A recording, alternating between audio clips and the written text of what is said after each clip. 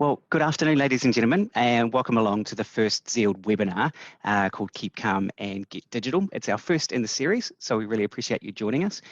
My name is Jara. I'm your moderator for today's webinar. Let's be frank, there's a reason we're here, and that is because COVID-19 is having a quite big impact on business right now. It's significant. Everyone is having to make adjustments and change the way that they work. However, with any change comes opportunity, and we're already seeing some businesses thrive through this change. What we're hoping to do with this webinar series is to help businesses adapt by adopting digital tools to kind of allow them to survive and potentially thrive in this new environment. We'll be bringing through experts on different topics over the coming weeks, so feel free to join us at this time each week to upskill and boost your business immunity through this COVID-19 outbreak. So Zeald switched to working from home on Monday this week, and the change has been relatively seamless for us. So we thought the best topic to start with would be to share our experiences with this change and allow others to follow suit. We have some fantastic speakers today. And so first up, we have Lisa Mayer, our Client Services Manager here at Zeald, who's been instrumental in helping us first switch to remote learning, and she'll be providing us some tips and tricks on how to do this successfully today. Second on our panel will be Rhonda Amende, our General Manager, Agency General Manager at Zeald, and she will be discussing with us the challenges and the successes that she's seen this week, switching to fully managing her team remotely. And last but certainly not least, we have a very special guest with us today for our Q&A session. We have Nicola Brown, Policy Advisor for Internet New Zealand, and Nicola brings with her a wealth of experience in this space. So welcome, Nicola, as well. All right, just a little bit of housekeeping. So this is our first time using Zoom webinars. We use Zoom quite a lot, but first time using it as a webinar service. If you can't hear anything, you probably can't hear me talking at all right now. So hopefully you can see my mouse. If you can't hear anything, and this question here is on your mind, then please adjust the audio settings here. All right. There is a question and answer panel that you can kind of click this box and put questions through to us at any point as we go through this presentation. We will be saving most of the questions through till the Q&A session at the end. However, if it's highly relevant, I will potentially interrupt the speaker and pose the question if it's appropriate. When we get to the Q&A session, you're welcome to either post a question to us, which we'll answer, or you can use the little raise a hand feature, which is this one here, and we can open you up to ask your question in person. All right, so that's the bit of the preamble. I'm going to hand over now to Lisa, who's going to take us through some of the detail that she's prepared for us today on the top tips for remote working. Thanks, Jara, and welcome to everyone here today. Just covering up a quick overview of our topics that we have. So first of all, we're going to talk about remote working for business continuity.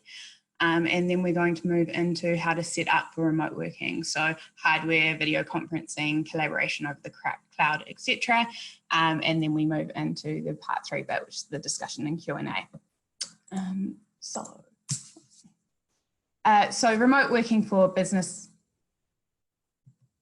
continuity. Oh, sorry, just trying to get back. I think Jara just accidentally took the screen back from me.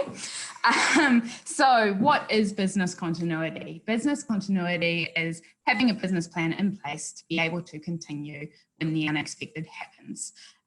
So there has been lots of examples over the years, and we are, I guess, experiencing one right now. So in the past, natural disasters such as earthquakes have meant people needed to look at business continuity. That's simple things such as your building being shut down for maintenance, or even ramping up for short-term projects within the business. So all in all, business continuity is really having a plan to keep the business going in place. So next up. Sorry. You're having trouble? Yeah, there we go. So tips for remote working for business continuity, starting off is, being prepared for the unexpected. So that is what we're looking at today, where the unexpected space for New Zealand and businesses right now is having to work from home. And most people aren't used to that. There is also working from home where it's just working on your laptop for a day, but then there is remote working as well, which is what we're more looking into. And lots of people probably aren't as prepared for that. Another key point about this and why we're using this as our first seminar is not leaving it to the last minute. So don't have something in place once, you know, it's the absolute have to. Start looking at it now and being prepared for when it's happening. Putting a lot of this in place and just making sure you've got the tools and tips we're going over today will mean that you're looking at mitigating business losses down the line. And being able to, you know, work through this and other situations that may arise in the future, because it is quite normal that ups and downs happen through business. So one thing that's probably the best place to start off with is really getting everyone to work together in this time, which I know lots of us are doing, but making sure in this case, knowing that everyone has what they need to do their job. So in terms of employers, it means outlining the must-haves for employees within the space and making sure that you perhaps have any available resources for people to take home to be able to remote work. And then ask for your employees to really assess what they have at work right now and what they really need. So is it a laptop? Is it a printer?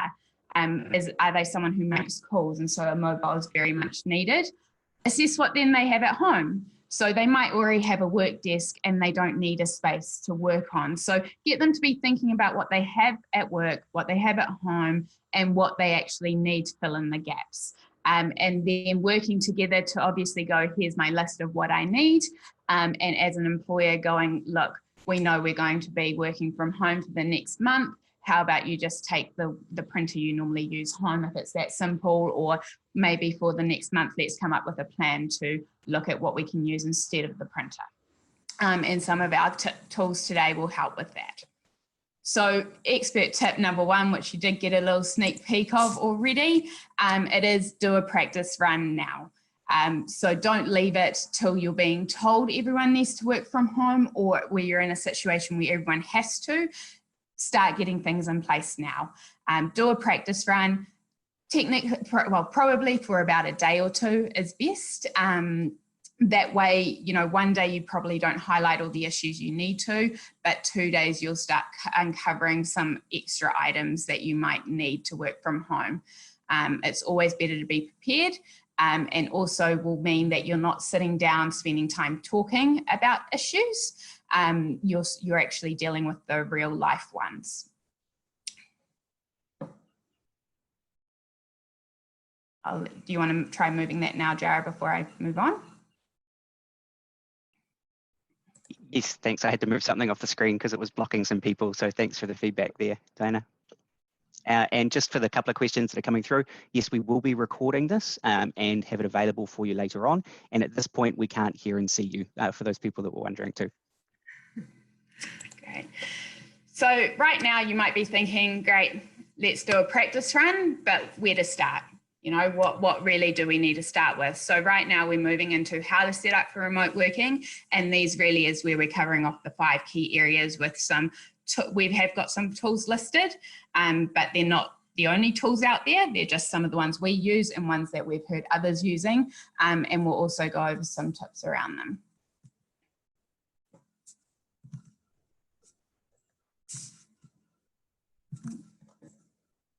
Here we go. So how to set up for remote working. So first of all, one that we're probably all aware of is a laptop.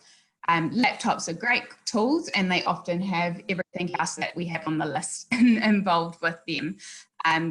What really though, a laptop is great for maybe the occasional work from home day, but when we're looking at remote working, these other tools are going to be more handy and provide better quality of what your employees are doing. So the next one we move to is sort of computer screens, so additional screens. I know in my workspace, I currently have 3 computer screens, and at home I have actually currently moved to 2. However, in the long run, I can move back to 3 if needed. Additional screens can help with productivity, being able to assign screens to different items or ways that you work. And so it is a key thing to think about more when remote working versus working from home. The next item is thinking about webcams. So being able to keep people being interactive face-to-face through the use of technologies. Webcams are a great source and a go-to need, really, to be able to set up a good workstation when remote working, as well as headsets, in particular those with boom mics. So those are very handy, especially if they're going to be maybe in a more open area for working, but also it can just help keep things centered and make it easier for them to hear. You're then not worrying about speakers and a lot of other different hardware that you may need. Keyboard and mouse is the next one. So yes, laptops have a keyboard and mouse in them, but they're not always ergonomic for people and can sometimes be in the way.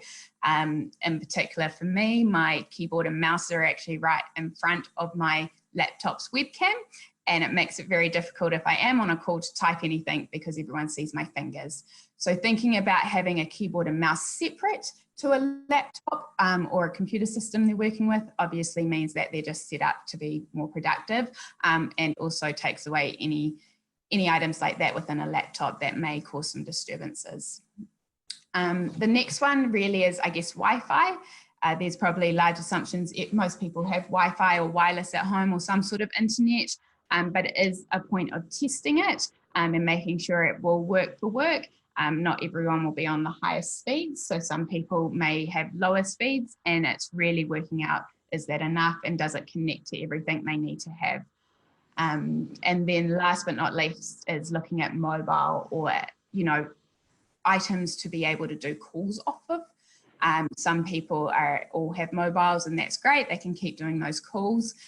Other people might need to go, well, do I really need to be making calls? Can my calls be used with some other technologies that we'll be talking about today? Or, do you actually need to look at setting up people with their own mobiles or offering to assist them with their plans? So that's sort of the base hardware setup that we've seen that people need.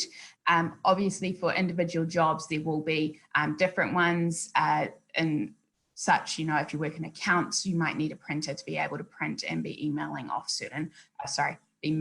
posting certain letters or invoices, but those are more per job that you'll need to look at, which is why it's important to assess each individual area. Moving on from that is this, I guess the next step to that is, now that you've got all the hardware, you actually need a space. So it is important to set up a workspace station current to what you have at work. That's obviously going to be the least cause of any resistance in working and having to get used to something new. So trying to set it up as close as possible is always a huge positive, but then of course making do with what you do have. So that's a key to get into people's heads. I think the next one is very important as well. So being free from distractions. So not just people being able to walk behind you or be in screen when they're not meant to be, but also freeing yourself from distractions, such as having something too busy behind you or a TV going all the time. You've got to treat it similar to how you would in your workstation or your office. So, you might have a radio going, but try and not distract yourself with a TV or something running there instead. And then also, I think a very key thing people often forget about with having a workspace at home is about health and safety. So it is important that you are looking at health and safety aspects and awareness around that. Is the office chair at the right height? Is the desk at the right height? And is there any wiring hazards that are in the way that, might trip over? These are all important. And again, when you're working from home for a day or two, you might not consider it all because it's just a day or two. When you are looking at remote working, it's actually very important because they have to be in a safe space. So all these things make sure that they're looking at, because you don't want to be switching your chair every day because it's just not a proper chair for you to be using, and then you end up with back problems. So an expert tip here, and yes, we covered it off, but one big must is we do believe that anyone who will be talking, using or video conferencing really needs a headset with a boom mic. Using other microphones, such as those in your laptop or ones that don't have a boom mic, will mean that quite often the talking will be muffled, or there could be other sort of issues with them talking. You can pick up additional noises a lot easier, and also like heavy breathing, which no one wants to be talking about either. So that's just something to be aware of and what we've found has worked best. Great. So now we're moving into video conferencing, which is really the next step once you've sort of set up your workspace. It's how am I going to still have my meetings? How am I still going to interact with everyone? So something with video conferencing is it does save time. Having an email conversation or meeting to try and replace a normal meeting is not going to work. You just need to jump on a video conference. It can save lots of time for yourself, but also, I guess, with no traveling, if you are using video conferencing, it can save time for your customers as well, just knowing they click on a link and they're talking to you. So that's where you would look to replace face-to-face meetings with clients, and keep that current social distancing needed in New Zealand there.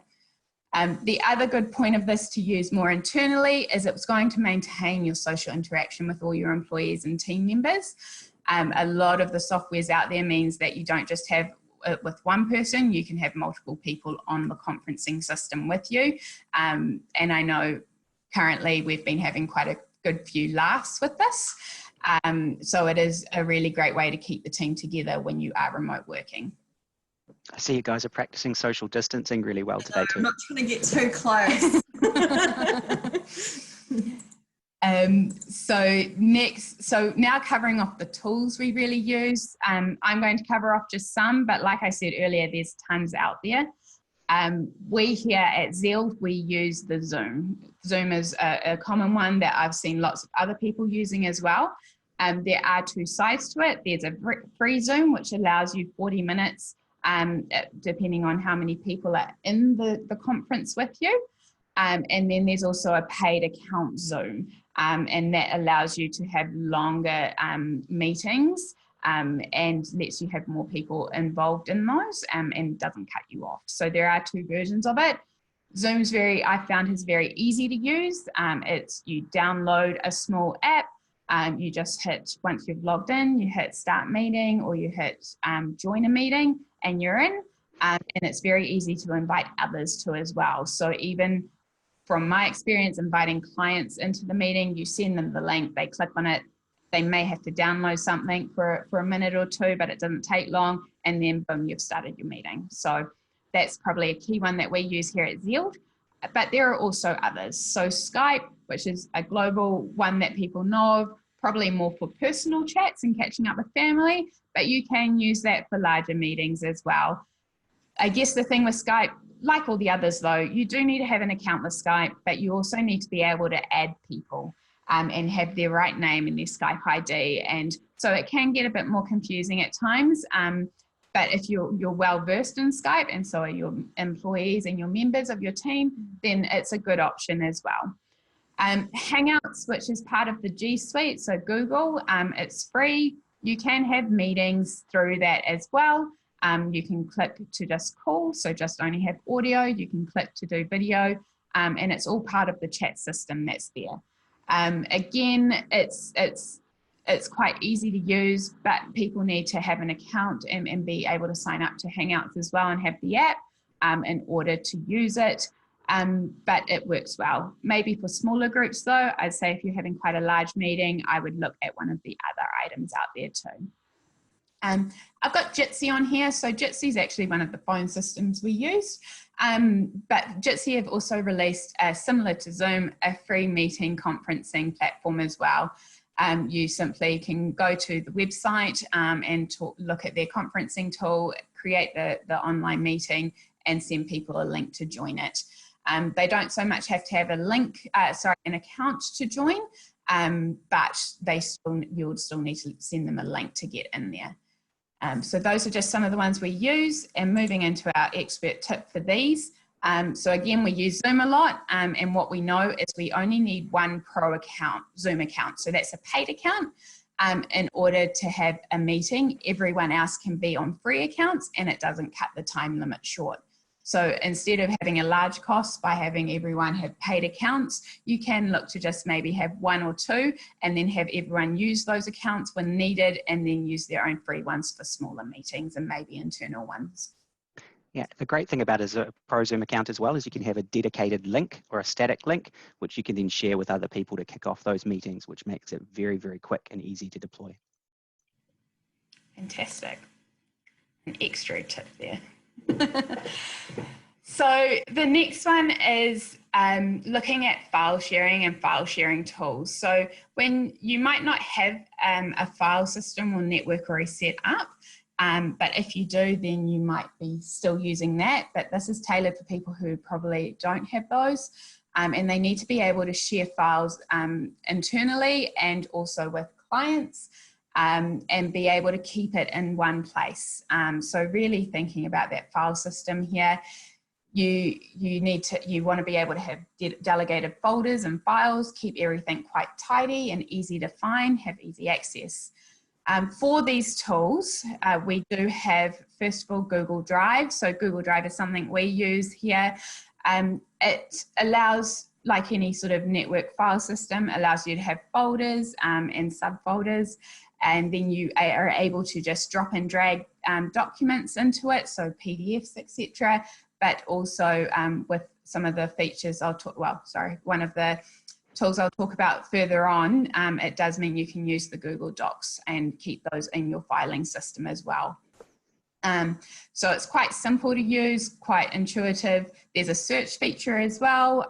So you're able just to search up a file name, and as long as you have access to it, you'll be able to easily find it or the folder. And then similar, moving across to Dropbox, it does provide the ability to set up folders and provide access to others as well to then drop and drag their files in there.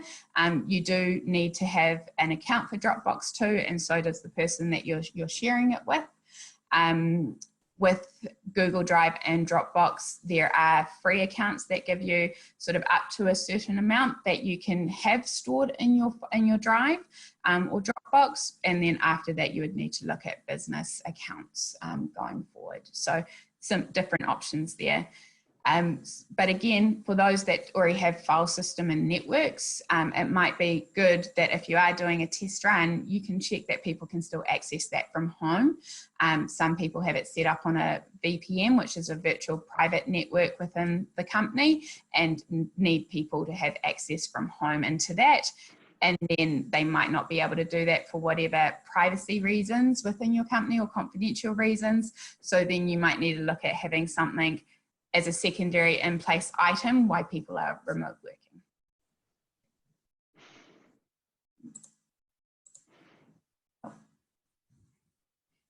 Expert tip here. Basically, when a file is over 8 megabytes, you shouldn't be looking at emailing it as an attachment. You should be putting it into a file system or network such as Google Drive, Dropbox, and then be sharing a link to someone for them to open it there. So just moving into collaborating over the cloud, this sort of falls on from what we were just talking about. So this is really being able to have everyone working together on the same documents or projects or whatever you need to work on with them.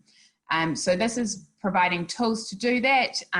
Some of them will let you be able to work on the same document at the same time.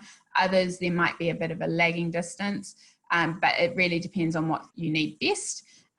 With this, you can create team task lists and you can share them easily.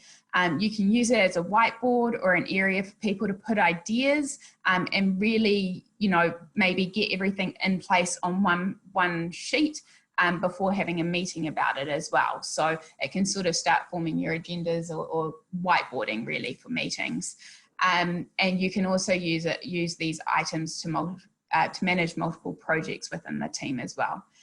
So really it's about getting everyone working from the same place. And the tools that are really good for that. So we use Google Suite. So Google Docs is a great document. We use it quite often. Let's say we need to send out an email to a client and we actually just need a few people's different points and views on that, you know, one person will create it, will start writing the document together and then be able to share it with their team member who might need to go in and add some marketing stats into the email. So really it's great for collaborating in terms of that. It can also help if you're having to write a process doc or your business continuity plan. You use the document, you start writing it up, then you collaborate with your team members by inviting them to it, sending them the link, and they can start adding notes.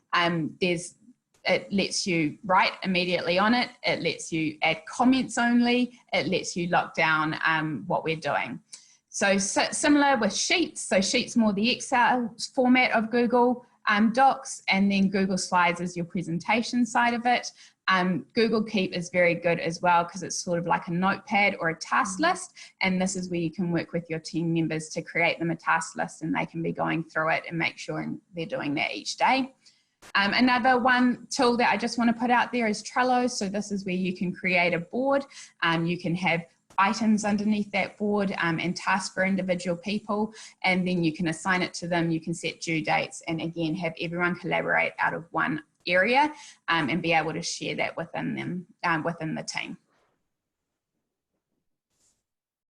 So Google Docs is free and you can collaborate in real time. Like I mentioned, some of the items won't be real time, so there can be a lag there. So setting up for remote working, so live chat and group chats. So this really is keeping the social aspect of work and getting in touch with everyone easily. So the tools you can use here are Hangouts for Google. So if you're on Google Suite, you can use Hangouts easily. You can set up team chats as well as individual chats with people. WhatsApp is more, again, a personal one that people might be using, but you can bring it into the workspace and you just use people's numbers for that. One that we're actually trialing at the moment is Discord. It acts a bit more like a walkie-talkie, so people can actually just speak into it and then they can sort of hear what they're saying and you don't have to instantly reply, but also has written chat as well in there. And then Slack, which is more looking into some paid ones as well. It just helps you get your team together and be working on projects and sort of help collaborate them through chat as well. But very important, make sure you have a chat in place. It's going to keep you all connected and then you can easily use it to go, hey, everyone, jump on this video conference right now. So one thing here for an expert tip is while online chats are great, make sure to schedule regular video catch-ups too. Don't replace text with face. Cool. Thank you, Lisa. Some really great insight there into some of the tools that we've had experience with and we know work really well from a remote learning or remote working point of view. Next, we're going to have a chat to Rhonda. And so what we'll do is we'll just have a bit more of an informal chat. We'll just ask a few questions around what sort of things she's noticed from deploying a remote team and working remotely over the last week. So Rhonda, tell us what were some of the things that you were doing before the COVID-19 with your team that set you really up really well to handle things now? Sorry, just coming more in. Okay, you go. Yeah, so we've been working remote. I probably started first with someone in my team about 8 years ago that wanted to go to Australia. We loved her, so wanted to keep her desperately. She still wanted to work for us. So we set up a lot of processes and systems off the back of that. And then that's just kind of evolved over the years. But I now have a team of 10. We have one person who is in the Philippines, acts like a PA to the whole team. We have one person that comes in once a week and 3 people that are on the road. So because of that, we've developed some systems and one of the key things was looking at some metrics that we could look at together as a team, not just me as a manager, but everybody be accountable to them. So we start every single day with what we call a stand up, where everyone's standing up, even if I'm at home in my lounge. And we do a Zoom meeting, video conference, and we go around each of us explaining what we've got on in the day, reporting our metrics and talking to any issues that we might have. It's amazing the unity that you can get from that and the accountability at the same time. And me as a manager, I'm not, I can then identify areas I might need to help people individually from. So that's what we've been doing traditionally, yeah. Excellent. And so what tools as part of that have you found most useful?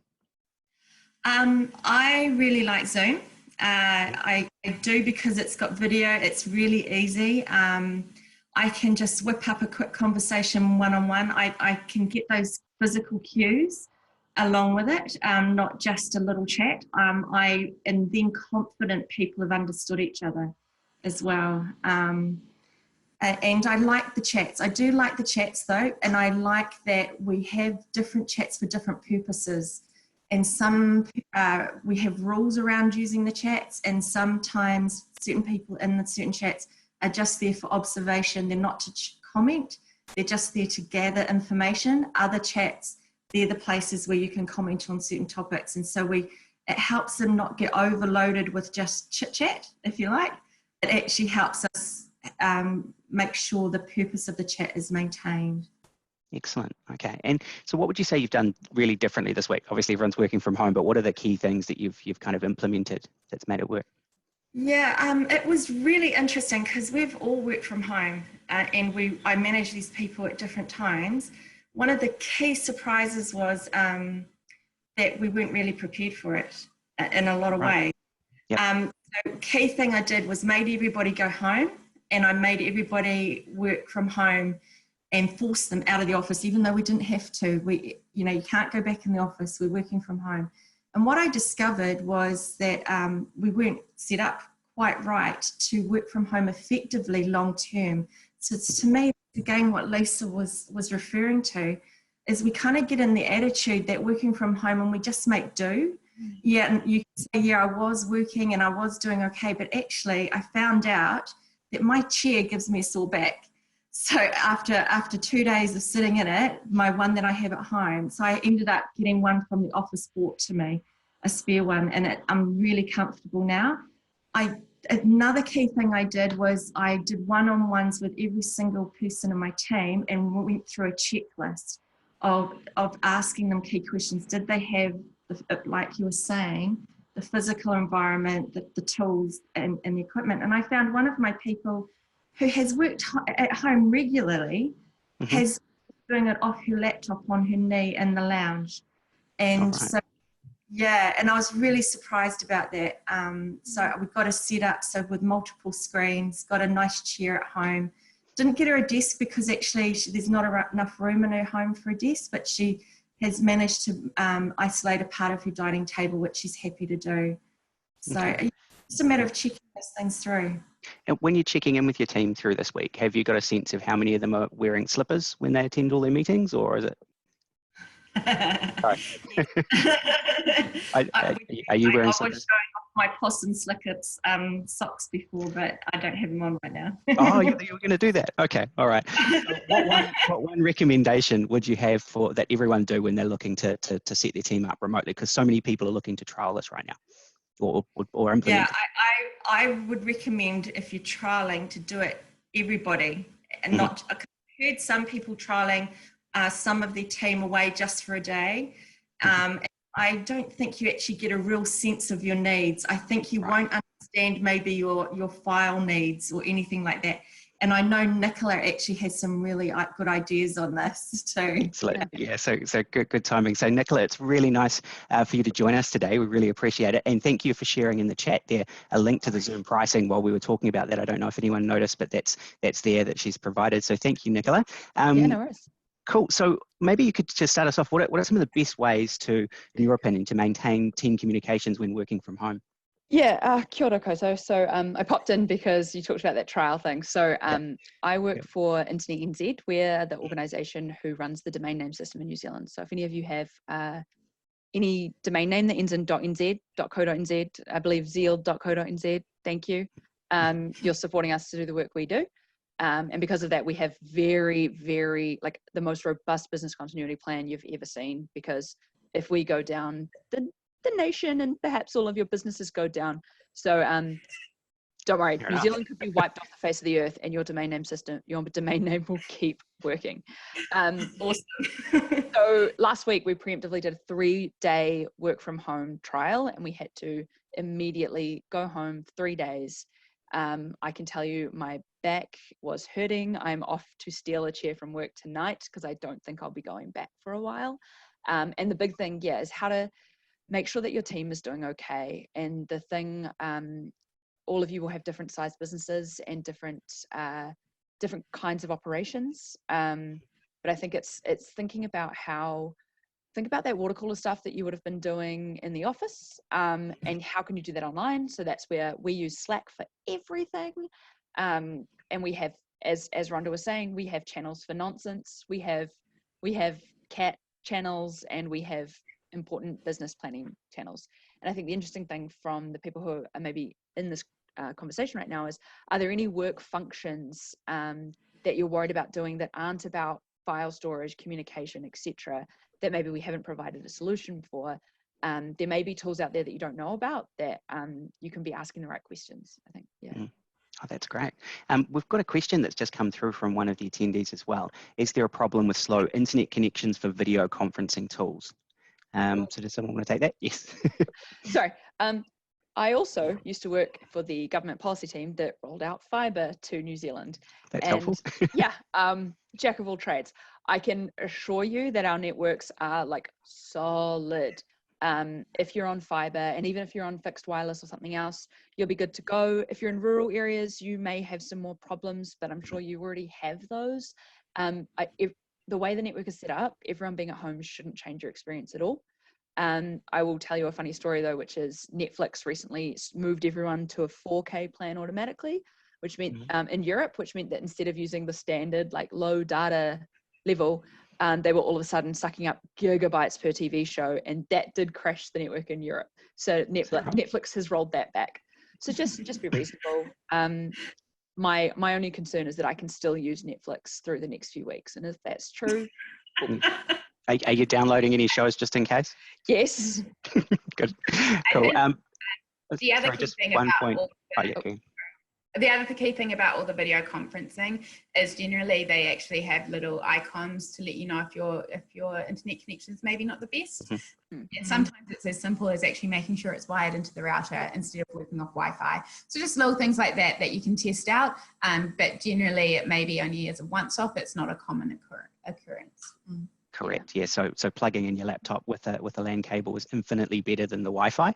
It's a lot quicker, and also most of the video conferencing systems allow you to turn off video if you start getting some buffering and things like that.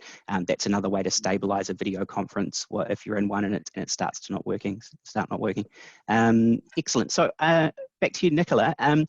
Just from your point of view, we've covered a whole bunch of things from our point of view, what we've done to set up work in home environments. Is there anything that you would recommend to when you're going to set up a home environment? A good chair, obviously. Yeah, so there is, I think if you just Google search for home work, like home work assessment or something, there is a great checklist out there where it literally goes step by step. And you guys have already mentioned most of these things. It's like, do you have a laptop? Do you have a connection?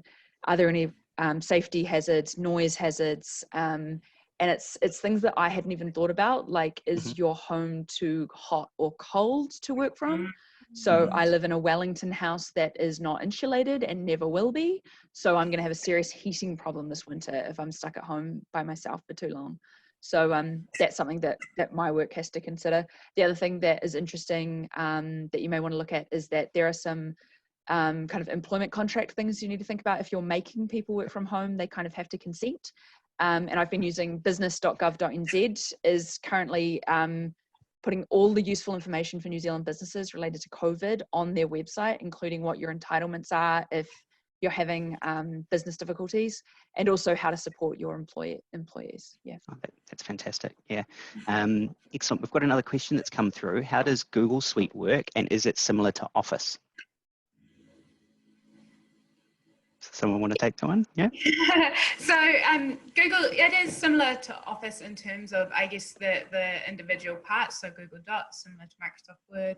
Google Sheets, similar to Excel. So there are those similarities. I guess with Google Suite, it's all up in the cloud already.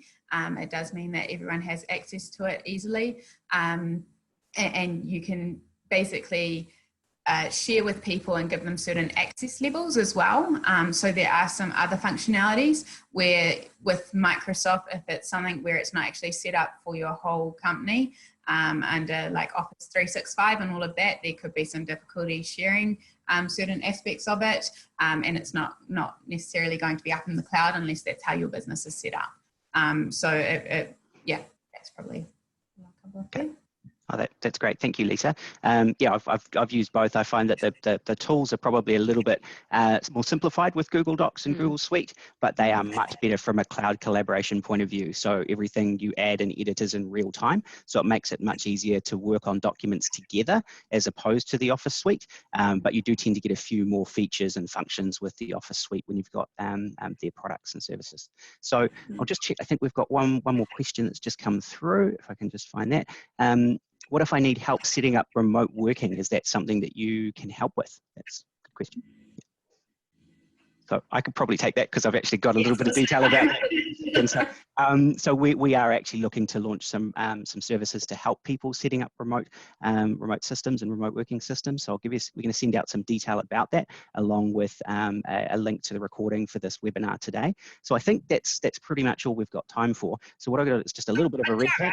Yeah, just before we finish, I just thought it was important to let you know that my team's feedback is quite interesting. They're really happy that they're getting to work from home, and that they've really enjoyed that we've gone early without a lot of stress and pressure. And they're also, I mean, we live in Auckland, so well, a lot of us do. So they've suddenly not got any travel pressure or the expense with traveling, and that's helping in this uncertain time as well with their own personal budgets. So that's great to know. Yeah. Yeah. And so I would encourage people to get into it, even if you think you're not going to need it long term.